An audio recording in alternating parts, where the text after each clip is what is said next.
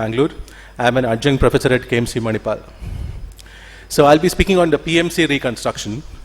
So our knowledge about the PMC comes from Laprad's classic paper, which talks about the importance of the anatomical landmarks of the superficial MCL, the deep MCL and the POL.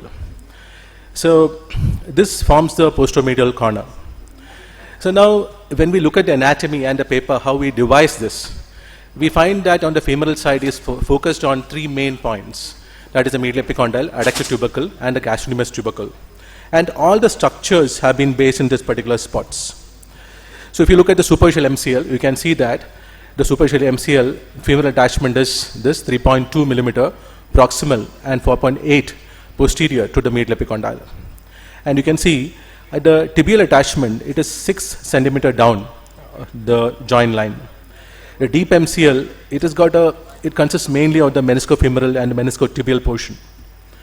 And this is again a bit of deep MCL. And next is the POL. Out of the POL, the central band is central arm is the most important point. And here, if you look at the femoral attachment, it is 7.7 millimeter distal and 6.4 millimeter posterior to the adductor tubercle. 1.4 millimeter distal and 2.9 millimeter anterior to the gastrocnemius tubercle. So then Laprade went on to his surgical technique where he described that is basically the reconstruction, the superficial MCL reconstruction. Here you can see the attachment point again at the femoral end point, then 6 centimeters down here, and again 1 centimeter mark down here, one more attachment. The POL attachment is here, and you can also see that POL distal attachment is in front of the direct arm or the semimembranosus. So when we look at, this is the classic reconstruction, how this is done. I will quickly go to the relevant points. Here the surgeon is fixed at the points of anatomical points of the superficial MCL as well as the POL. And then you can see the direct arm of the semimembranosus. And you can see the tunnel for the POL which has been drilled there, directing anteriorly. And again, you can see this particular, if the joint line is here, he's attached 6 centimeters distal at the isometric point. And fixation of this should be ideally of the superficial MCL at 30 degrees of flexion, and the POL is done at 0. So this is the classic Laprade technique of reconstruction. So there has been further modifications, the modified Bosworth technique, and this is what I do. So here, because I don't like too much of tunnels or fixation points. So what do? I strip the superficial, I strip the semitendinosus with an open stripper, and I've stripped it now. And here at this particular point, where from its attachment, we need to root it to in line with our the superficial MCL. So you pass a anchor there, suture anchor, and through the suture anchor, so the anchor has been passed,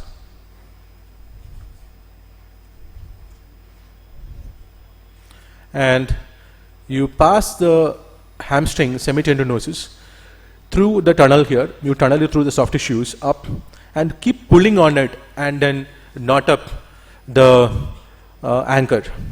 So this really tightens at this particular spot. You need to give traction when you're doing that.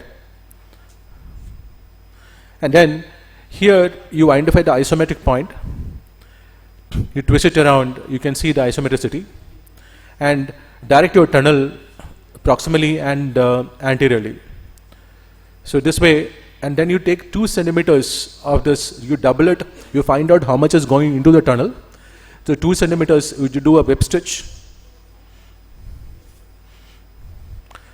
tunnel it through, pull through the other side, and fix with the interference fit. You can alternatively, you can use a button also here.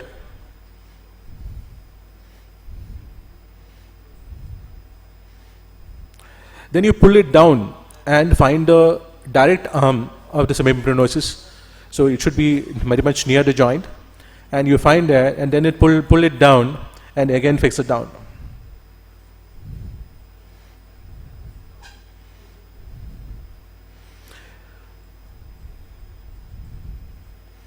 You can see it has been, so we basically put an anchor, pull it down again, keep pulling it, keep the traction on, and then you tighten it up. This is a modified Bosworth technique.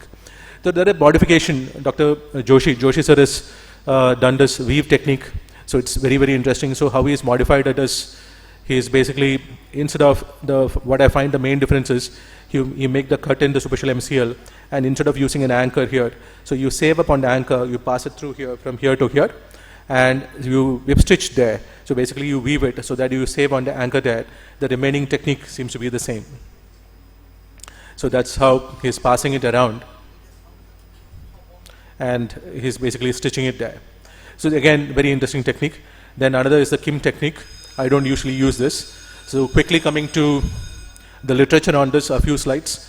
So what I found most interesting when I looked at the literature was this particular paper, 35 surgeons consensus. So what is the consensus? So isolated partial repairs of the superficial MCL conservative, complete PMC ruptures that are femoral sided or mid substance conservative.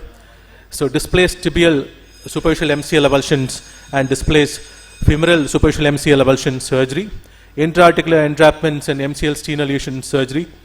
That there's no evidence for internal basing or reinforcement. And for delayed, when you look at treatment of choice for complete PMC and ACL, so you can do delayed ACL reconstruction and check for the valgus instability. Chronic PMC laxity, reconstruct the superficial MCL in the POL. So, and the most important thing is, whenever there's a chronic injury, you should be evaluated for any malalignment and corrects the valgus deformity. So when you look at the different techniques, is there any difference in the techniques? There's no difference. You can do any technique. So that's the outcome of, this is a very important, nice paper which I saw here.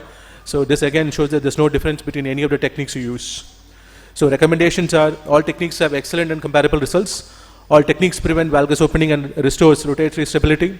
Reconstruction is better than repair. Before